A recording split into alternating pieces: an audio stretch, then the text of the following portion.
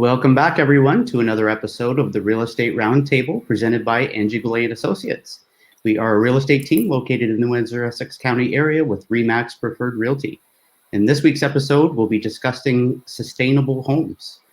My name is Steve Blaze, Team General Manager, and I'd like to welcome one other realtor from the team, Katya Augustine. Welcome, Katya. Thank you, Steve. Thanks for having me. Yeah, so you just recently completed a continuing education course on sustainable homes. Is that correct? That's correct. It's with an organization called RISE, and it was an online course. Excellent. Well, I mean, let's just jump right into it and maybe give us an overview of what you learned from the course. I do have slides that I've prepared just to give everyone an idea of what I'm talking about. So the title of the course was Fundamentals of Sustainable Homes. So what I thought was interesting in this course is that it made you imagine a utopia where no utility bills are have to be paid. So nice. Imagine like that, right? I'll take it. Me too. Yeah. But it can actually become a reality. And in that course, what was interesting is that there was a couple who was featured in that course. And not only did they didn't have any utility bills to pay, they received a credit of $200 a year from their utility company. Wow, I like that even better. Exactly. So it's sustainable homes is something that we should all explore further. If we could go to slide number 2, Steve. So what is a sustainable home? So you have the definition here, and we've heard over the years of sustainable attributes. Like, for example, it's environmentally friendly, it's energy efficient. We've all heard that. But what I wanted to bring to your attention here with that definition is that there's a component that deals with our health, right? It's not just about being energy efficient. It's not just about, saving on your energy bills or being friendly to the environment. It's about being friendly to yourself, right? To the humans living in the house, making your home more comfortable as well. So I think that's an attribute that's often overlooked when we talk about sustainable homes. And it's also a big component. If we could go to the next slide. So what helps to grasp the multiple layers of a sustainable homes, because it is a multiple layer concept, right, is to view the home as a system. And that's where the acronym comes from, right? Your house or your home as a system. Because you have to look at it with the perspective that it's multiple components that have to be in balance with each other, right? So I'm not going to read this slide. I think everybody can see that. But of course, it goes from, the envelope of your home, right? The roof, right? The exterior of your home, and then to the inside, because it, makes no sense, having super energy efficient appliances if your roof is leaking, if your windows are drafty, right? So it is a whole.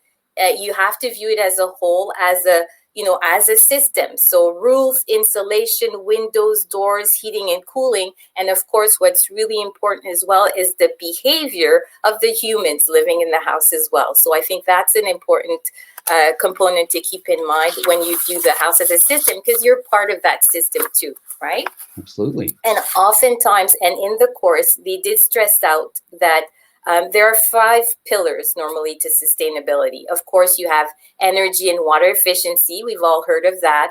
Indoor and air quality, home comfort, which I alluded to earlier, and responsible material use and land stewardship. For those who are, maybe, don't really know what land stewardship deals with, of course, it's being friendly to, the environment around you. But it also deals with thinking about the location of your home. If you're building a new home, for example, right? Taking advantage of the environment around you and not disturbing it, but also taking advantage, for example, of the sun's position, right? Where are you going to position your windows in relation to the sun, right? If there are trees on your property, how to take advantage of the shade that those trees provide. So that also is part of the land stewardship. And sometimes I think that's often overlooked, right? You have elements in the environment that you can take advantage of, that you can use, right, to make your home more sustainable. Absolutely. Yeah. If we go to the next slide, some interesting facts that you need to know. Actually, Steve, I don't want you to look at this right now. Okay. Actually, could we go back to the slide, the previous slide? Yeah. So Okay. right now, I just want to tell you about some interesting facts that that were maybe not new, but they were stressed to us during the course, right? In terms of energy efficiency. So, Steve, I don't know if you agree to play a little game with me, a little Yeah, guessing sure. game. Let's do it. Okay, so in terms of energy uses in a home, what do you think uses the most energy in a home? What kind of activity uses the most energy in a home? That the humans do. I would have to say laundry. Okay, let's go to the next slide and see. It's actually not appliances, the use of appliances. It's the heating and cooling together, right? If you look at space heating, it's 60% of the energy use normally, right? 62%. And then if you add to it the space cooling, the cooling component, it's another 2%. So that's what uses the most energy in a home. So that's why, heat pumps are important, those components that you can put up on the wall. They are really important. Using shade, like I said earlier, is very important, right? In terms of your blinds, your windows, the thickness of your windows, super important, because that's where that's what uses the most energy. Okay, so let's stay on this slide for now. Okay. Let me ask you another one. What kind of activity or what uses the most water in a home? I would say just your day-to-day showers, baths, that sort of thing. Showers, bath. Okay, let's Yeah. see. Next slide. The toilet. All right. The toilet uses the most energy, and you weren't far off, because for sure showers, right? And faucets, right? But the toilet, and it seems really simple, but a dual flush toilet where you have the choice of having more or less water when you flush is really important, right? To save on energy, to save on your carbon footprint, etc. Right? I'm not sure if the people who came up with this chart have 2 teenage children, but I can tell you the showers are long. For sure. And I'm a culprit. Yeah. But anyway, so the toilet, right? Dual flush toilets. Makes sense. Really, makes sense. So last question, Steve, you're almost off the hook here. So what is where do we lose the most heat? How do we lose the most heat in a home? The biggest source of heat loss in a home? I'm going to say the walls, only because in a lot of cases, that's just one you can't improve on as easily. For example, an attic, you can go in and blow in more insulation, maybe, and that kind of thing. But I think it would have to be the walls. Let's see. Very good. The walls, 35%. Because I had, at first when I was doing this, I thought the windows for sure, right? But no, the walls, right? And that's why insulation is so important. Right. So these are interesting facts that I thought, we need to remind ourselves over and over again when we think about making our home more sustainable, more energy efficient, and more comfortable. Right. True. So what can you do about this? Right. There's a component here of what can you do about it. Next slide, please. So, of course, there are different things you can do. Here I have a little picture that I want to show you because we've all heard about thermostat, the programmable thermostats. We've all learned about, different appliances, but also what you have to look at, the lighting, right? LED lighting, right? All over your kitchen. So that's one point that you have to look at. Also reducing the flow of water. You have the sink there, the faucet. So just a simple aerator like this, right? That you can put on your faucet can reduce the flow of water. And we saw it was after the shower, it was the third source of water use. So if you have an aerator like this, it would help, right? Simple. You can find that for $10 or $15 at Canadian Tire or Home Depot or Lowe's, right? So these are important things that you can do. And also I put that picture here because what I thought was interesting is that our fridges, right, are the second highest energy consuming appliances after heating and cooling, right? I tended to think that it was a dryer. Me too. Right? The dryer, but the fridge is the second highest, right? So it's something to think about. If we look at the next slide, the exterior of your home, right? I talked about it earlier. Using vegetation, right? Like vegetation to cool your home. Very important. Positioning your home. Here you see there's a lot of shade, right? Positioning your home in such a way that you take advantage of the shadows, right? To cool your home so you don't have to use that much AC. And of course, the windows, right? You can use picture windows that don't open, and make them triple pane depending on the orientation where those windows are located. So these are all things that you have to think about. And landscaping is a big one that is overlooked, right, when we're talking about sustainable homes. And in the course that I took, they talk about this quite a bit, right? Using the landscaping to your advantage, right? So next slide. I want to focus now on the myth surrounding sustainable homes, because a lot of us have preconceived ideas, and me included, about sustainable homes. And that's one of the things that we saw in the course that I thought was very interesting. So myth number one. Next slide, please. Sustainable homes are ugly, right? Some people think sustainable homes are ugly. I don't know about you, Steve. Did you think no? No, not really. I mean, obviously, this home is a good-looking home for sure. But yeah, I think with all of the advances in technology and so on today, you can have a beautiful home that would be very efficient.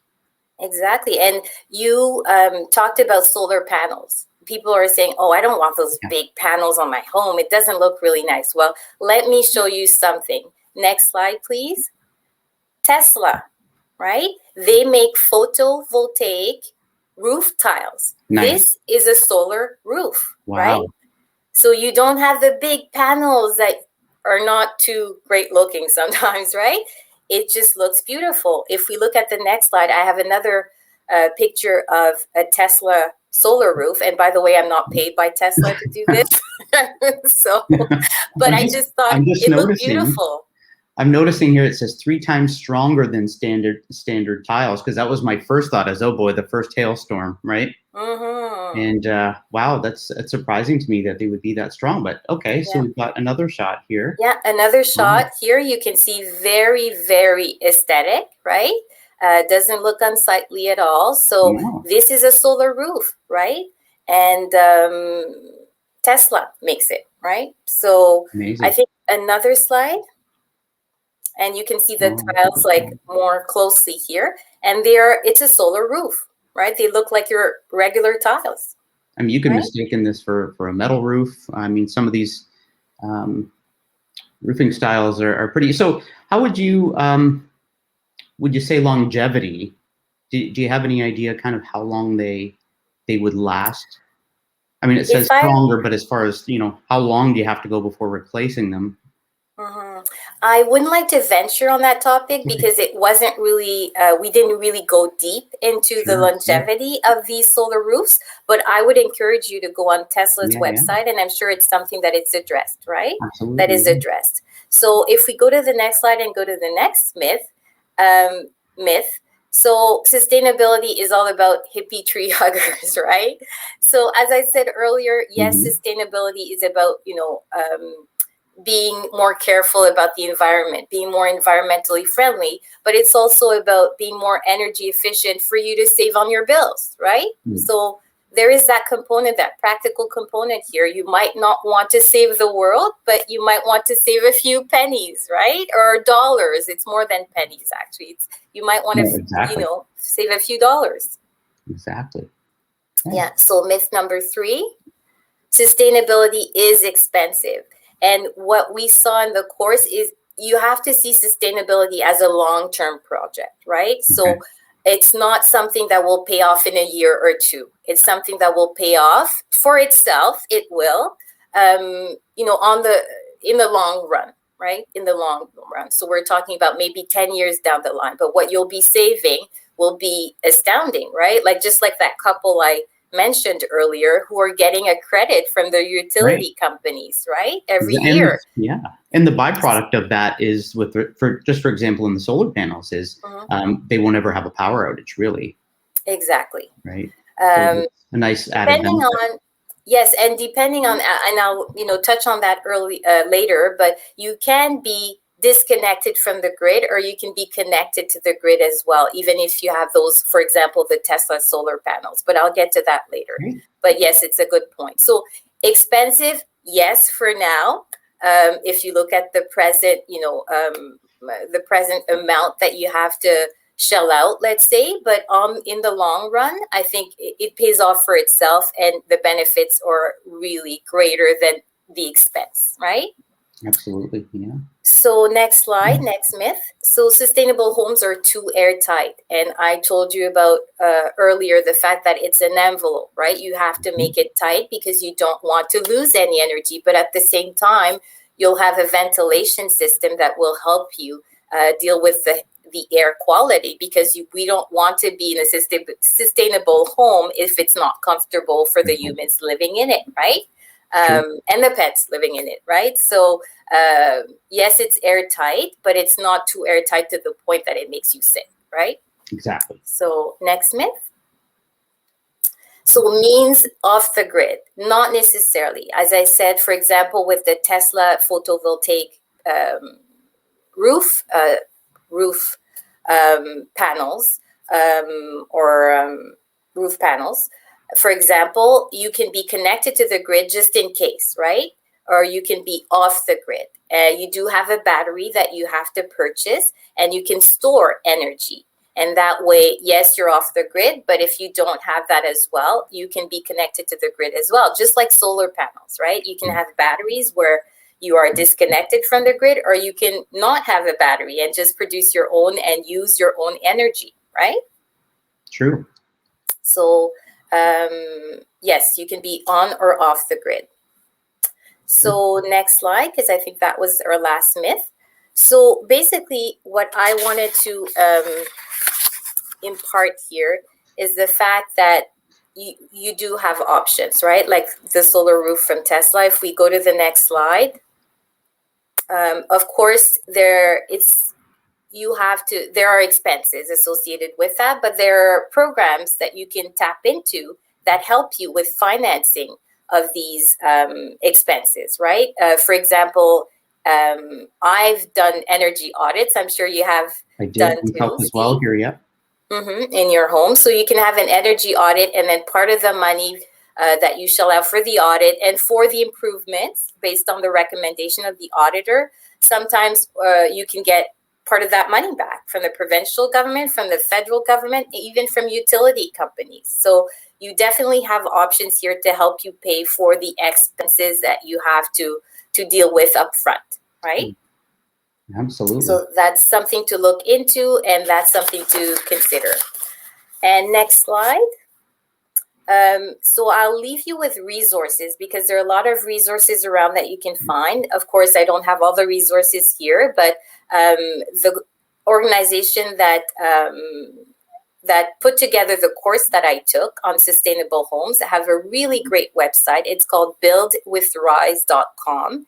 And they basically, if we go to the next slide, give you everything. It's super user-friendly. You can get, inspiration. You can get practical tips. You can get ways to save, as it says here. And they can even put you in contact with professionals that deal with sustainability. But of course, I looked into Windsor. There weren't any, unfortunately, that are, advertised anyways with Rise. But I'm sure with a little bit of research, you can find them. But this site is a great resource to have to get started, right? To get started about what is sustainability? What does it look like? What can you do? If you don't have the money to make all of your house sustainable, what should you start with? Because as I said earlier, sometimes people start with the big appliances, but maybe you should start with the blowing insulation, right? It's not really sexy to blow insulation instead of that big, beautiful, shiny fridge. but sometimes maybe it's the best option for you. True, and So is take this into consideration the programs available. You know, what are the best exactly. programs to take advantage of for the most savings? For sure. And next slide, Steve. And also a good resource is the public library, right? If you want to get inspiration, I got this book at the library, the Windsor Public Library, because that's where I'm based, and really beautiful inspiration photos of what a sustainable home can look like. But also, more than inspiration, it also gives you, some of these books give you information about how you can build your sustainable homes, what to look for when you're building a new home and you want to make it sustainable. And I have another one there too, Steve. Next slide. So again, you know, the styles are different. There are different styles that you can have in terms of sustainable homes, and there are resources, for example, books that you can find at the Windsor Public Library for free that can help you guide through this, guide you through that process. So basically, that's what I learned about sustainable homes, or that's what I was, you know, really basically surprised about when, you know, I took this course on sustainable homes. Absolutely. Well, thank you so much for sharing that with us. I think that's fantastic. And of course, there's so much more you can even get into. We're just scratching the surface here, right? It could just go on and on and on about the technology we have today in this area. I mean, you can be dealing with obviously solar, but like even wind, geothermal. They're dealing with biodiesels today. There's just so much that you can get into. And I guess it depends on your situation. Are you in a subdivision, in a populated area? Are you off the grid? Are you out in the country? So there's so much you can go through. But well, I'm really glad you shared this with us today, Katya. Thank you so much. You're very welcome. Okay, and thank you for joining us, and hope to see you next week. We hope to have Mochi Heb from Windsorland Homes on with us, talking about their developments and construction in Windsor, Essex County. So thanks again, everyone, and have a wonderful day. Bye-bye. Bye.